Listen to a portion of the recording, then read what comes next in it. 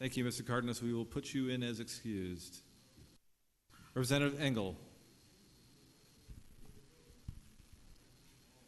Thank you, Mr. Chair. I rise to explain my vote. Please proceed. Members, probably like you, I've never received so much mail as I have about this. And I actually put it in a little bit of a different category than the bills we were just talking about with respect to the Voter Protection Act. This is the real check the voters have on this legislature. I mean, this is their opportunity for direct democracy. And I see this bill, I know it's been amended, but it still will make the ballot process more difficult and more expensive. We understand from a Republican petition gathering firm that it will increase the cost by 25% to put something on a ballot. And we've been talking a lot about history. I think the ballot initiative really goes back a long time. We know back to our Constitution, even before Arizona became a state. My understanding is that in the bill to make Arizona a state, Arizona had in it this citizen initiative process.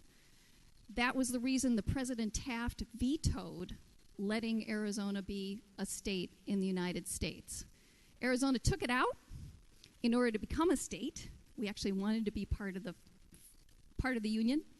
And as soon as we got in, the voters in Arizona put it back in. And the very first initiative that was passed was to give women the right to vote, something this legislature was not willing to do at the time. So obviously this gets at, some really basic things about what it is to be an Arizonan, I feel. And there have been so many initiatives that have been passed through this process, ones that protect our environment, ones that established the Arizona Heritage Fund in 1990, education funding, term limits, the Motor Voter Initiative, and of course, the minimum wage. Citizens organizing for the ballot have even pushed this body to pass needed legislation, such as exempting food from the sales tax and passing the original Medicaid legislation.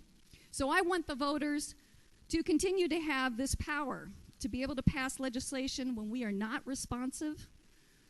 And we all know that there certainly are claims that we are not being sufficiently responsive on issues of education funding, infrastructure, economic development, and environmental protection, and I hope that changes this term.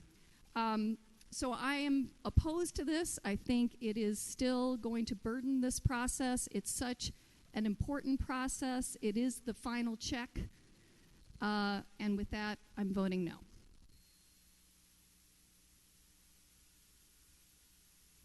Representative Engel votes no. Have you all voted?